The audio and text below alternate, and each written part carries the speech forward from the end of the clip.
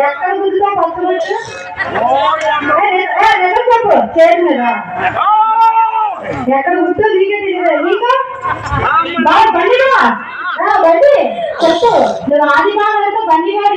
అవి ఇంట్లో చూపిస్తావు బాబా ఎక్కడ కూర్చో శాంతిస్తే కొన్ని బయట చెప్తున్నారు అమ్మా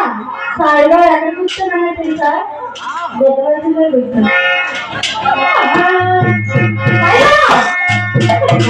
పక్క మీద కూడా